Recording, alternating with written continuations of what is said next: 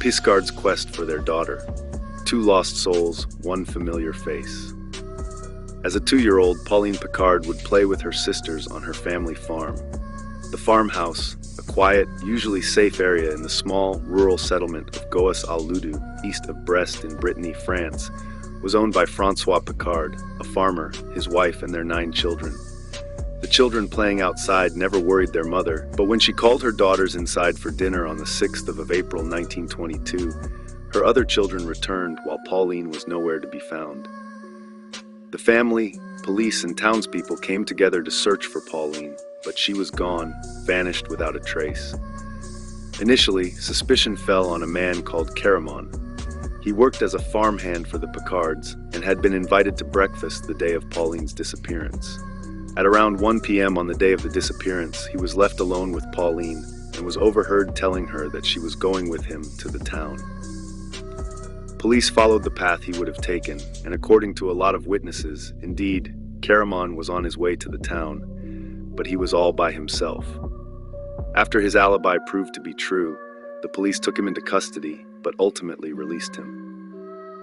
For the next 3 weeks, together with hundreds of helpers, the police searched for clues in the nearby fields and forests. All neighbors and also the inhabitants of the surrounding towns and villages were questioned, without success. The search turned up no trace of the missing girl, and hopes began to fade. Word of Pauline's disappearance had spread across the entire country. In the hopes that Pauline could be returned to her family, everyone was keeping an eye out for her. On the 26th of April, the police arrived at the farm again, this time with a photograph of a little girl who had been found wandering alone in the city of Cherbourg, about 350 kilometers away. Her relieved parents agreed that, yes, the picture was of Pauline. Her mother burst into tears saying, "That's my daughter." But then the doubt set in. The child the Picards met in Cherbourg was thinner than Pauline had been, but she had been missing for a number of weeks, so police put this down to weight loss.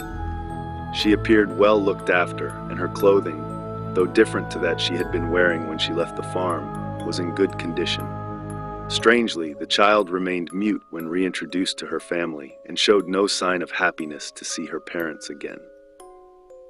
As her parents spoke to her, it became clear she did not understand the language, Breton, a language spoken throughout Brittany. There were so many questions. How had Pauline traveled 350 kilometers? What had happened to her? Why did she seem to have no memory of her family? And why did she not understand her mother tongue? The last 2 questions were put down to amnesia, brought on by post-traumatic stress.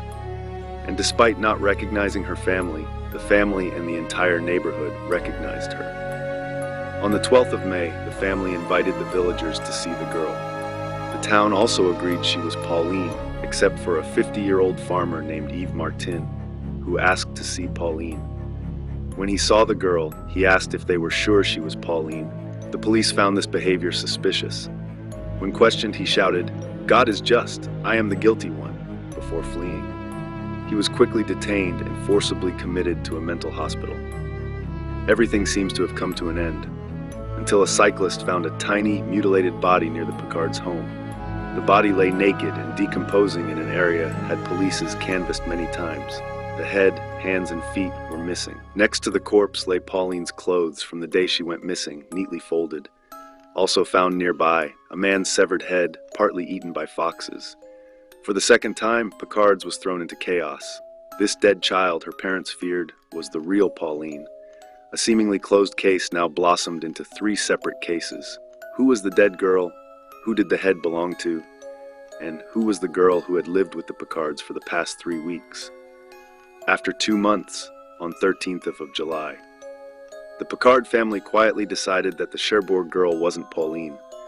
The whole thing seemed too far-fetched. She was given the name Marie-Louise Pauline and was sent back to Cherbourg, where she was entrusted into the care of an orphanage. She passed away 2 years later in the care of the sisters during the 1924 measles epidemic. In Picard's quest to find their daughter, 2 Pauline were found, but they both met a terrible end.